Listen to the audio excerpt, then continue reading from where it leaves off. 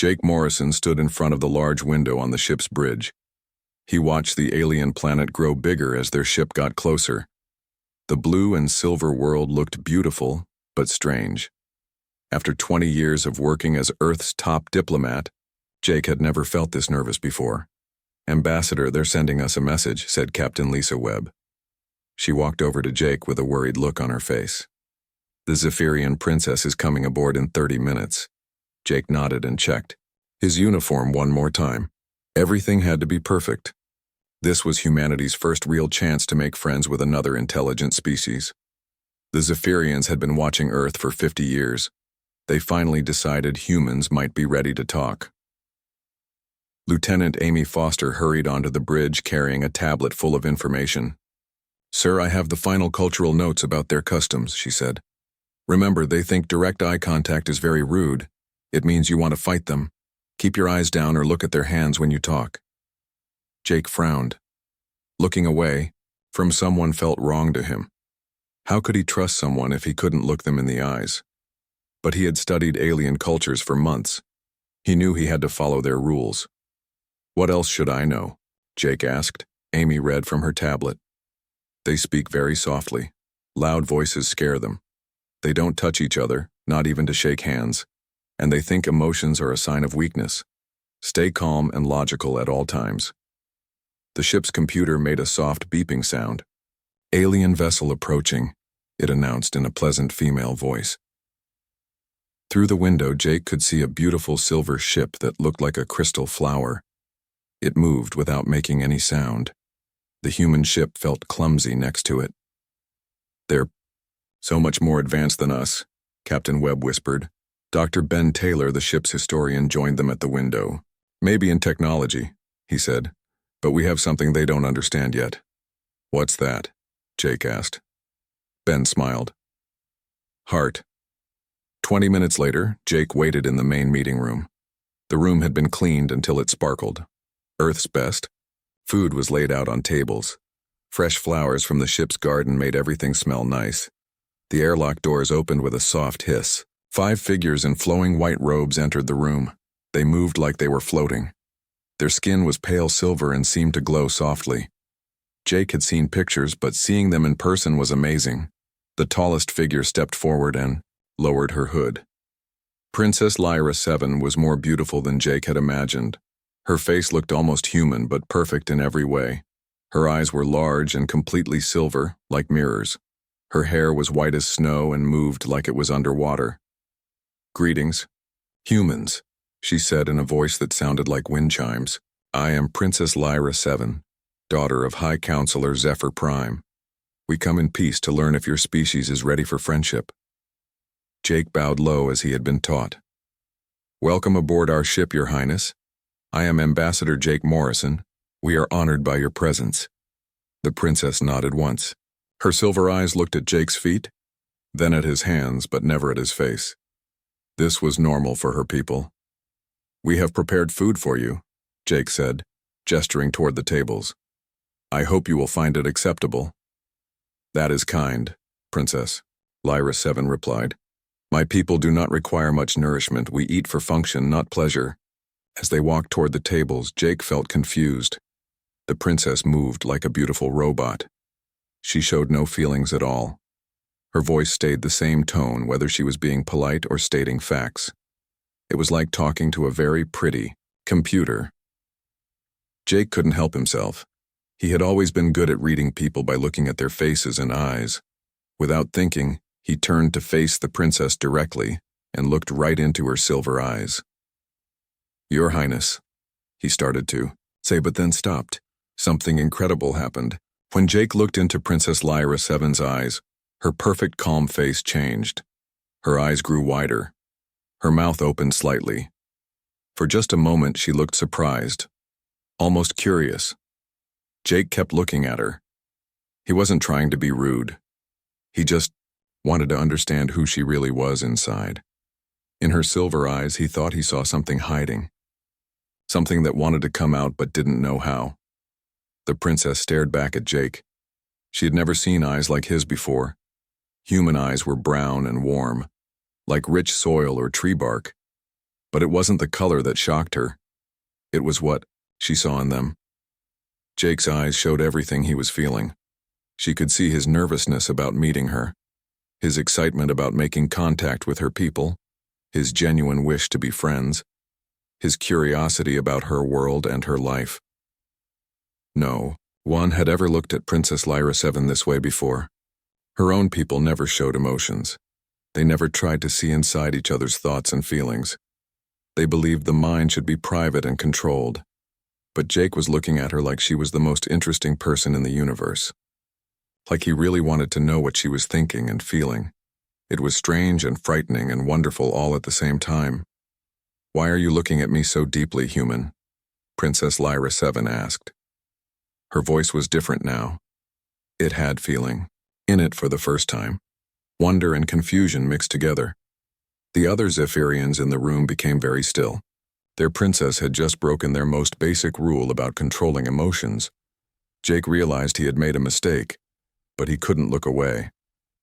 "I'm sorry, Your Highness. Humans look at each other to understand feelings and intentions. We read faces and eyes to know if someone is honest or kind. I meant no disrespect." Princess Lyra 7 tilted her head like a bird studying something new. "You can see feelings in eyes?" "Yes," Jake said simply. "Your people think emotions are weakness, but we think they're what make life worth living. They help us connect with each other." The princess was amazed. In 200 years of life, no one had ever tried to connect with her this way. She felt something stirring inside her that she had no name for. It was the beginning of everything changing. Princess Lyra 7 could not sleep that night. In her guest room aboard the human ship, she lay on the soft bed and stared at the ceiling.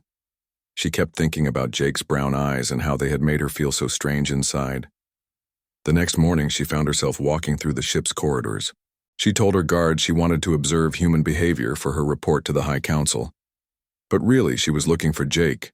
She found him in the ship's dining hall, eating breakfast with other crew members. Jake was laughing at something, Captain Webb had said. When he laughed, his whole face changed.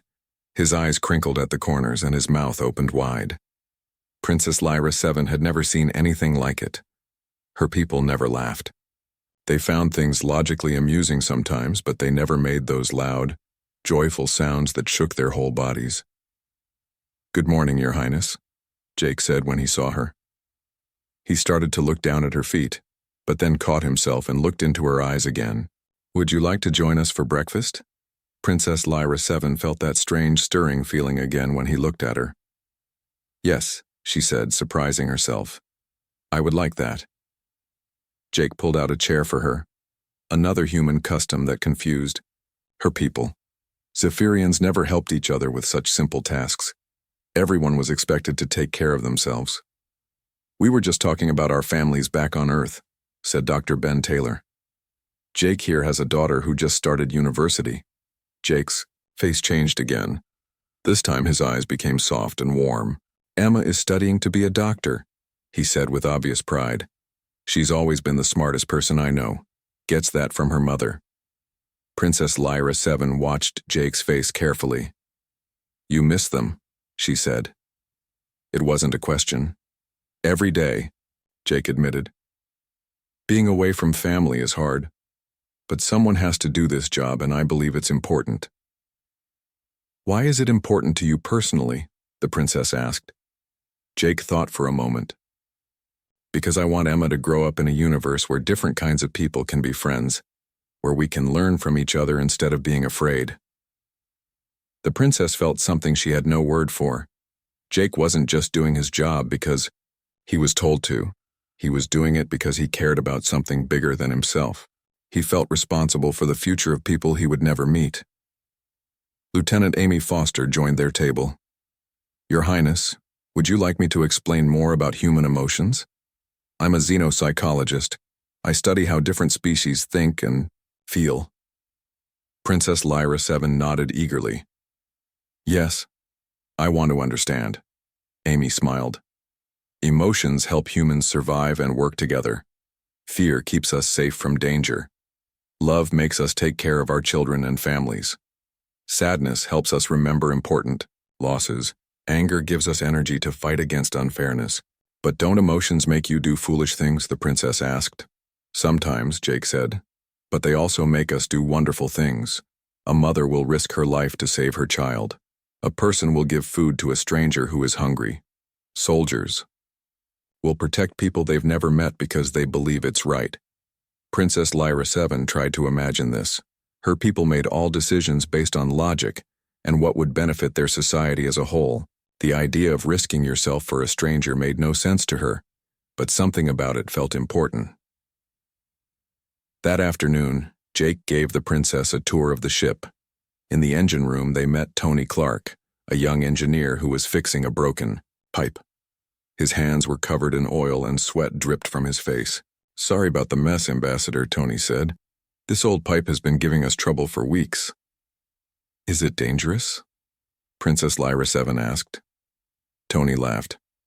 "Nah, just annoying. But we'll get it fixed. This ship has carried us across the galaxy, safely. We owe her that much." After they left the engine room, the princess asked Jake, "Why does he care about the ship like that? It's just a machine." Jake thought carefully. "To us, this ship isn't just metal and circuits. It's our home. It's kept us alive in the darkness of space. It's brought us to meet you. Humans form emotional connections with places and things that are important to us." They visited the medical bay next, where Dr. Sarah Kim was taking care of a crew member who had hurt his arm. The princess watched as the doctor gently cleaned the wound and wrapped it with careful hands. "Does it hurt much?" Dr. Kim asked the injured man. "It's not too bad, Doc," he replied, trying to be brave. "It's okay to admit when you're in pain," she said kindly. "That's how I know how to help you better." Princess Lyra 7 was amazed. Among her people, showing weakness or pain was shameful. But here, the doctor was encouraging honesty about suffering so she could provide better care. In the ship's library, Jake showed the princess books of human poetry and art. He read her a poem about a father's love for his child. As he read, his voice became soft and gentle. "I don't understand," Princess Lyra 7 said. "The poem is about ordinary things. A child learning to walk, playing in a garden. Why do humans write about such simple events?" Jake closed the book and looked at her with those deep, warm eyes. "Because those simple moments are when we feel the most happiness, when we remember what makes life precious. Your people have incredible technology and perfect logic. But do you have joy?" The question hit Princess Lyra 7 like a physical blow. Joy. She didn't even have a word for it in her language. Her people had satisfaction when they completed tasks successfully. They had contentment when their society ran smoothly. But joy? That bright bubbling feeling she sometimes saw in human faces? No, they had nothing like that. That evening, Princess Lyra 7 attended the ship's weekly movie night. The crew was watching an old Earth film about a group of friends who help each other through difficult times. The princess watched the humans, more than the movie. When something sad happened in the film, she saw crew members wipe tears from their eyes. When something funny happened, they laughed together. When the friends in the movie succeeded, the watching humans cheered and clapped. "They feel everything the characters feel," the princess whispered to Jake. "That's called empathy," Jake explained quietly. "We can put ourselves in other people's place and feel what they feel. It helps us understand each other better." After the movie, Princess Lyra 7 walked alone through the ship's observation deck. Through the large windows, she could see her home planet and the human ship side by side. Two worlds, so different from each other. Jake found her there an hour later. "Are you all right, Your Highness?" She turned to face him, and for the first time she didn't hide her feelings. "I think I'm beginning to understand why you look at me so deeply," she said. "You're trying to see who I really am inside, aren't you?" Jake nodded. "Yes. And I think there's someone wonderful in there who's been waiting a long time to come out." Princess Lyra 7 felt tears forming in her silver eyes. She had never cried before. The warm, salty water felt strange on her cheeks. "I want to learn," she whispered. "I want to understand what I've been missing. Jake smiled and, very carefully, reached out to gently wipe away her tears. Then, we'll learn together. 3 days later, Princess Lyra 7 received an urgent message from her home planet. Her father, High Counselor Zephyr Prime, appeared on the communication screen in her quarters. His silver face showed no expression, but his voice was colder than usual. "Daughter, your reports have become concerning," he said. "You write about human emotions as if they are valuable. You describe their chaotic behaviors with approval. This is not acceptable." Princess Lyra 7 felt her heart beat faster. She had learned this word from the humans. Heart. Her people called it a blood pump, but humans knew it was so much more. "Father, I am learning important things about their species," she said carefully. "Their emotions make them stronger, not weaker. They work together in ways we never imagined." "Emotions are a disease," her father replied firmly. "They cause wars, suffering, and poor decisions. Our ancestors abandoned such weaknesses thousands of years ago. That is why our society is perfect and peaceful." "But is it alive?" Princess Lyra 7 asked before she could stop herself. The question hung in the air, between them. Her father's silver eyes grew wider. "You will return home immediately. You have been contaminated by human influence. The council will decide how to fix your thinking." The communication ended. Princess Lyra 7 sat alone in her quarters, feeling something she had never experienced before. Fear. Not logical concern about a problem, but deep, cold fear that reached into her chest and squeezed. She didn't want to go back to her empty, quiet life. She didn't want to lose these new feelings and thoughts. She didn't want to stop learning about the beautiful complexity of human nature. Jake found her in the ship's garden an hour later. The princess was sitting among the earth flowers, touching their soft petals with wonder. "These grow without logic," she said when she saw him. "They serve no practical purpose except beauty. My people would never waste resources on something so unnecessary." Jake sat down beside her on the garden bench. "And yet here you are, finding them important enough to spend time with." Princess Lyra 7 looked at him with sad eyes. "My father has ordered me to return home. He says I've been contaminated by your emotions." "What do you want to do?" Jake asked gently. The princess thought about this question. In her entire life, no one had ever asked her what she wanted. Zephyrians were told what was logical and best for society. Personal desires were considered selfish and wrong. "I want to stay," she whispered. "I want to learn more about what it means to truly live instead of just exist." Jake felt his heart break for her. He understood what she was giving up. "That's a very brave choice, Your Highness." "Please," she said, "call me Lyra. I'm tired of being just a princess. I want to be a person." That afternoon, Captain Webb received a priority message from the Zephyrian High Council. They demanded Princess Lyra 7's immediate return. They also sent 3 warships to escort her home. Jake called an emergency meeting with his senior staff. "They're treating her like a prisoner," he said angrily. "She should have the right to choose her own path." "Sir, if we refuse to return her, it could mean war," Captain Webb pointed out. "Our ships are no match for their technology." Dr. Ben Taylor leaned forward in his chair. "Maybe that's not the point. Maybe the point is doing what's right, even if it's dangerous." Lieutenant Amy Foster had been studying the Zephyrian cultural files. "I've found something interesting," she said. "Their society wasn't always emotionless. 5,000 years ago, they had art, music, and poetry. They had families that stayed together by choice, not just biological duty." "What changed?" Jake asked. "A great war," Amy replied.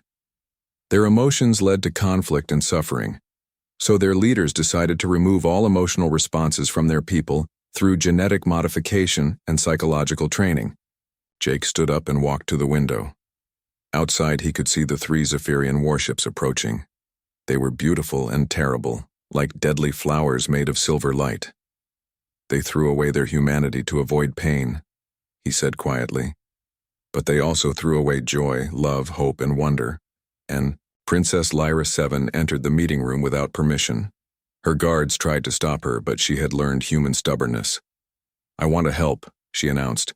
"I want to show my people what they've lost." Jake turned to face her. "Lyra, this could be very dangerous for you." "Everything worthwhile is dangerous," she replied. "You taught me that."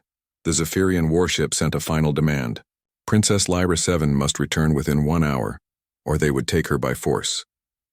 Jake made a decision that surprised everyone, including himself. "Captain Webb, open a channel to all 3 ships." When the communication was established, Jake faced the screen where 3 Zephyrian commanders waited. Their faces were cold and emotionless. "I am Ambassador Jake Morrison," he said clearly. "Princess Lyra 7 has requested asylum aboard our vessel. She wishes to continue learning about human culture and emotions." "The princess is sick," one commander replied. "Human contamination has damaged her mind. She cannot make logical decisions." "She seems perfectly logical to me," Jake said. "She's choosing growth over stagnation, learning over ignorance, life over mere existence." Princess Lyra 7 stepped into view of the camera. "My people," she said, her voice stronger than it had ever been. "I am not sick. I am awake. I have discovered what our ancestors knew before we chose fear over feeling." She held up a small device. "This contains something we have not created in 5,000 years. A poem. I wrote it myself, about the beauty of connection and the courage to feel deeply." The Zephyrian commanders stared at her in shock. Poetry was forbidden in their society. It was considered a dangerous emotional expression. Princess Lyra 7 began to read her poem. Her voice was soft but clear. "In silver silence we have lived, perfect, cold, and clean. But in brown eyes I found a gift, the warmth of what could be. To feel is not to fail or fall, but rise on wings of gold. The heart that dares to break can hold more love than fear can know." As she spoke, something incredible happened. On the Zephyrian ships, crew members stopped their work to listen. Some of them felt stirrings in their chests, memories of emotions their people had tried to forget. One of the commanders, an older Zephyrian named Captain Stellar 9, spoke in a voice that was almost gentle. "Princess, your words create sensations in my thoughts. I had believed such things were impossible." "They are not impossible," Princess Lyra 7 replied. "They are just buried deep under centuries of fear, but they are still there, waiting to be rediscovered." Jake watched this exchange with growing hope.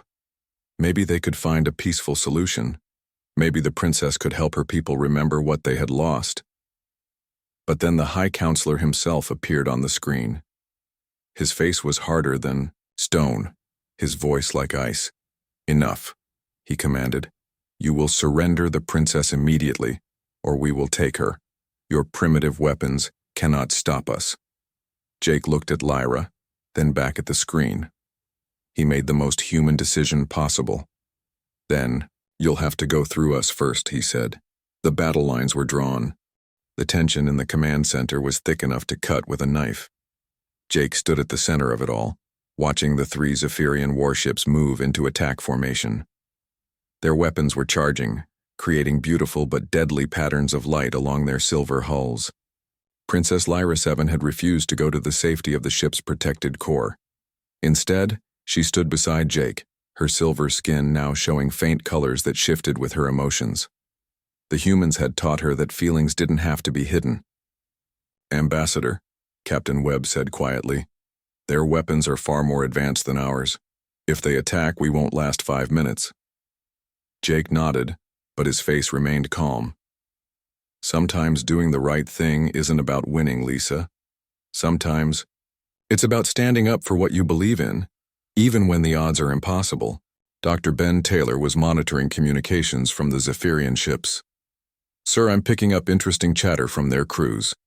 It seems Princess Lyra 7's poem has caused quite a stir. Some of their people are asking questions about emotions and feelings." Princess Lyra 7 stepped forward. "Jake, I want to try something. Let me speak to my people again. But this time not as a princess giving orders, as someone sharing a discovery."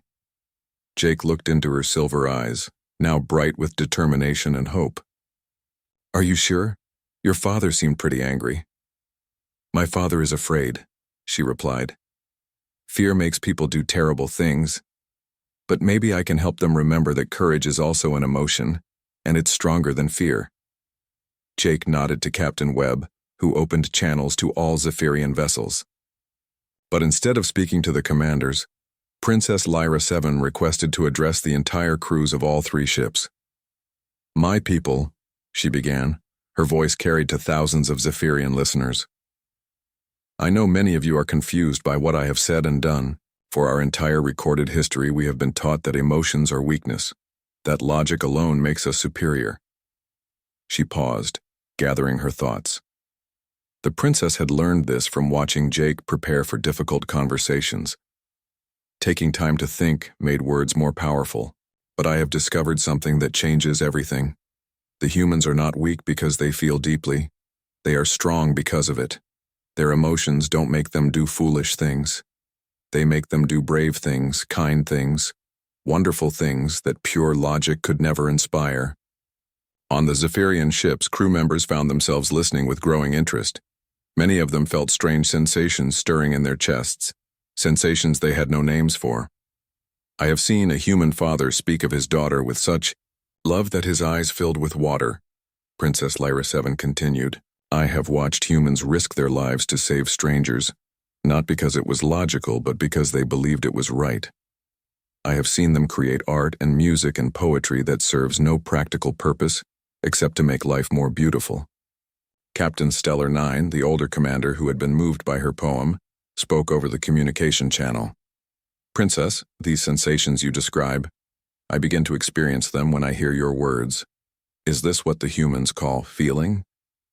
"Yes," Princess Lyra 7 replied gently. "And it is not sickness or contamination. It is remembering what it means to be truly alive." But High Counselor Zephyr Prime cut into the transmission, his voice harsh with anger. "Enough of this madness. All ships, prepare to board the human vessel. We will take my daughter by force if necessary." The Zephyrian warships moved closer, their weapons now fully powered. Jake could feel the fear of his crew, but he also felt their determination. They were ready to fight for what was right, even if they couldn't win. "Wait," Princess Lyra 7 said urgently. "Father, before you attack, let me ask you one question." "Speak quickly," the High Counselor replied coldly.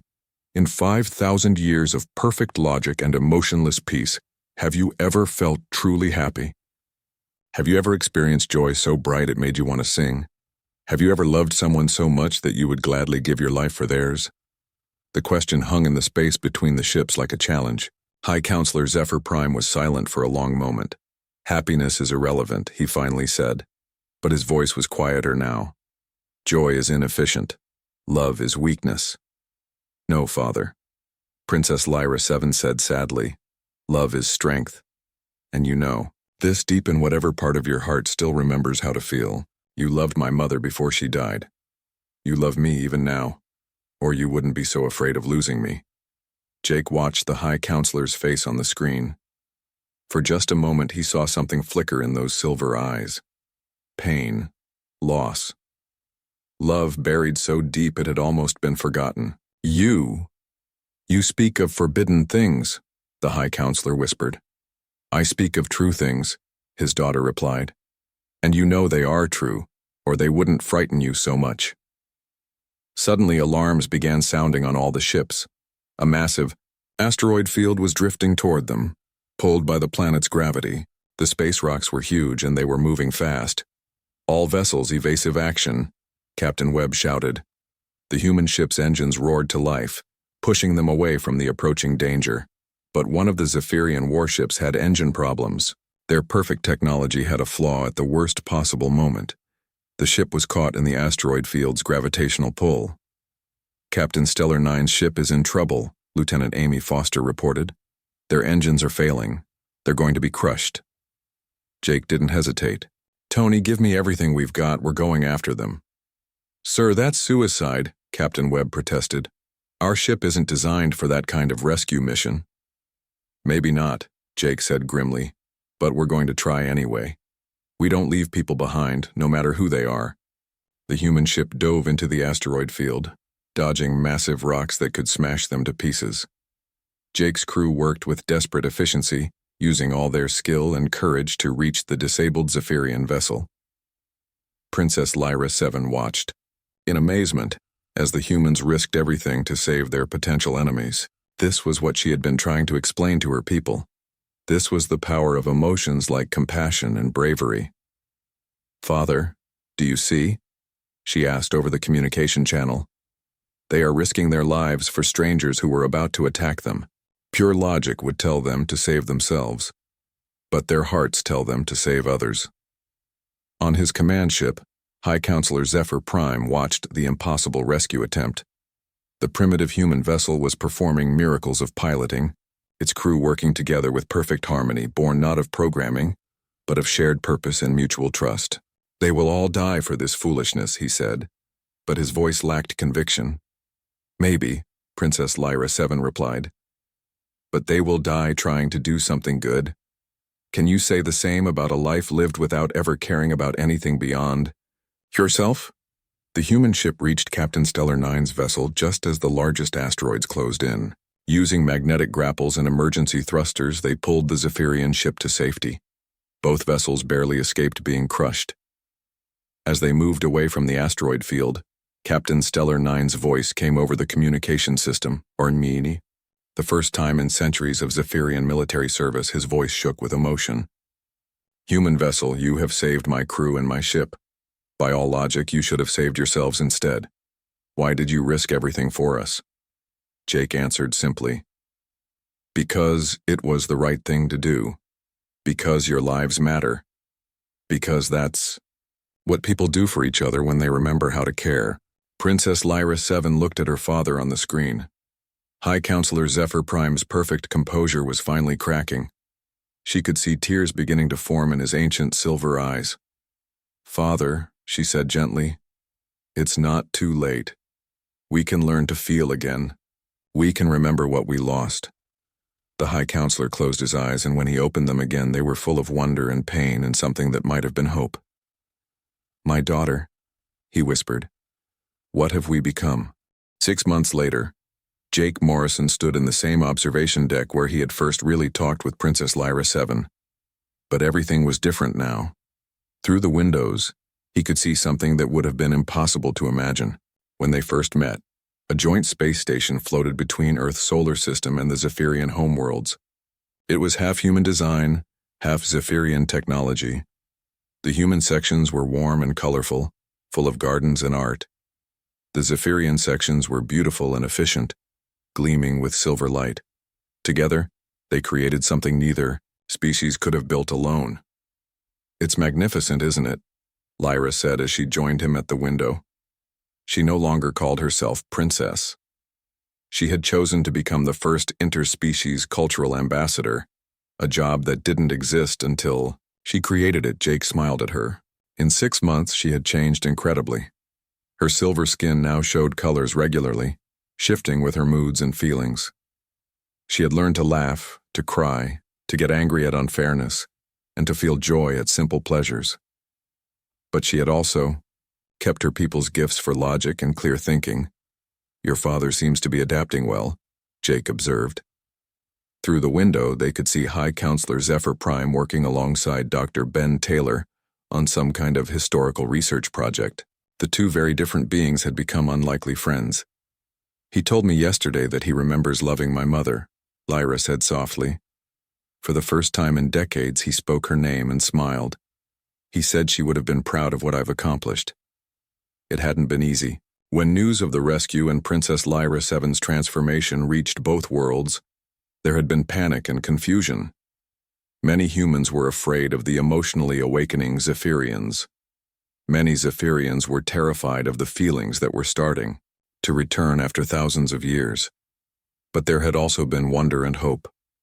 Young Zephyrians especially had begun to question their emotionless existence. Some had secretly tried to write poetry like their princess. Others had experimented with music and art. On Earth, people were fascinated by Zephyrian technology and logic. They wanted to learn how to think more clearly and solve problems more efficiently. The two species had so much to teach each other. First group of exchange students arrives next week, Lyra told Jake. 50 young humans will live on Zephyrian ships for a year, learning about advanced technology and logical thinking. 50 young Zephyrians will live on Earth, learning about emotions and creative expression. Jake nodded approvingly. And the joint research projects? Going wonderfully, Lyra replied with excitement. My people's logical minds combined with human creativity are solving problems neither species could handle alone. Dr. Kim and the Zephyrian medical team have found cures for 3 diseases that have plagued both our peoples for centuries. They walked together through the station's central corridor. Here, humans and Zephyrians worked side by side. Jake watched a human child teaching a young Zephyrian how to finger paint. The Zephyrian was laughing with delight as colors splashed across the paper in wild, wonderful patterns. In another section, a group of human engineers were learning Zephyrian mathematics from an elderly teacher whose silver hair had begun to show streaks of gold. Jake had learned that when Zephyrians experienced strong positive emotions, their hair changed color. Captain Stellar 9 asked me to give you a message, Lyra said as they entered the station's main meeting room. He said that saving his ship was the most illogical and beautiful thing he had ever witnessed. He's writing a book about it. A book? Jake asked, surprised. Poetry, actually, Lyra replied with a grin. It seems like once Zephyrians remember how to feel, they can't stop creating. We have artists, musicians, and writers for the first time in 5,000 years. They reached the center of the meeting room, where a special ceremony was about to begin. Representatives from both species had gathered to sign the Friendship Accords, a treaty that would bind their peoples together in peace and cooperation for generations to come. High Counselor Zephyr Prime stood at the head of the table, looking very different from the cold, emotionless leader Jake had first encountered. His silver eyes now sparkled with warmth and intelligence. His voice, when he spoke, carried feeling and genuine care. Ambassador Morrison, he said formally, but with a smile. Before we begin the ceremony, I want to say something to you personally. Jake stepped forward, curious about what the Zephyrian leader wanted to tell him. 6 months ago, you looked at my daughter with such depth and kindness that you awakened something in her that had been sleeping for centuries. You saw not what she was, but what she could become. You changed the course of 2 civilizations, with that one moment of human compassion. The High Counselor paused, gathering his thoughts. Jake could see emotions playing across the alien leader's face. Pride in his daughter, gratitude for what Jake had done, hope for the future they were building together. But more importantly, the High Counselor continued, you taught us that being vulnerable is not weakness. Opening your heart to another person, risking pain and disappointment, choosing to care about someone beyond yourself. These are the bravest things any being can do. My people had forgotten this. We had chosen safety over life. Logic over love. You helped us remember that. Existence without feeling is not really living at all.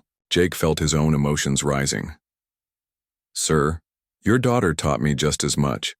She showed me that courage isn't about being fearless. It's about choosing to grow and change, even when it's terrifying. Lyra stepped between the 2 important men in her life. Both of you taught me the most important lesson of all, she said. That understanding between different peoples isn't about becoming the same. It's about appreciating what makes each other special and finding ways to be stronger together. The ceremony began with Captain Webb and Captain Stellar 9 reading the terms of the Friendship Accords. The treaty established trade agreements, cultural exchanges, joint scientific research projects, and mutual defense pacts.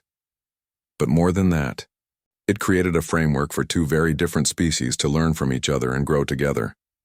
As Jake signed his name to the historic document, he thought about how much had changed since that first awkward meeting. The princess who had asked why he looked at her so deeply had become a bridge between worlds. The emotionless aliens had rediscovered the power of feelings. The humans had learned new ways to think clearly and solve complex problems. After the ceremony. Jake and Lyra returned to their favorite observation deck. The stars stretched out before them, no longer cold and distant, but full of possibility and promise. "Do you ever regret leaving your old life behind?" Jake asked her. Lyra considered the question seriously. "I regret the years I spent not truly living," she said. "I regret that it took so long for my people to remember how to feel. But I don't regret the choice to change and grow. That's what makes us alive, isn't it? The ability to become something more than we were." Jake nodded and looked out at the stars. Somewhere among them, other species were probably struggling with their own fears and limitations. Maybe someday, humans and Zephyrians would help them discover new ways of being, just as they had helped each other. "You know," Jake said thoughtfully, "I think I finally understand why I looked at you so deeply that first day." "Why?" Lyra asked curiously. "Because I could see that underneath all that perfect control, you were asking the same question every living being asks. Who am I really, and what am I capable of becoming? You just needed someone to care enough to help you find the answer." Lyra smiled and took Jake's hand in hers. It was a gesture she had learned from humans, this simple connection between two people who cared about each other. "And now we're helping both our species find that answer together," she said. "Not as separate worlds trying to survive alone, but as friends exploring the universe and discovering what's possible when different kinds of intelligence work together." They stood together in comfortable silence, two beings from different worlds who had learned that the deepest connections come not from being the same, but from seeing the beauty in each other's differences. Outside the windows, human and Zephyrian ships moved together through the stars, carrying explorers, scientists, artists, and dreamers toward a future neither species could have imagined alone. The question that had started it all, "Why are you looking at me so deeply, human?" had been answered. Jake looked deeply because humans understood that every being had infinite potential waiting to be discovered. All they needed was someone who cared enough to see it, nurture it, and help it grow. And in that depth of seeing and being seen, two civilizations had found not just friendship, but a new way of existing in the universe, with hearts open to possibility and minds ready for wonder.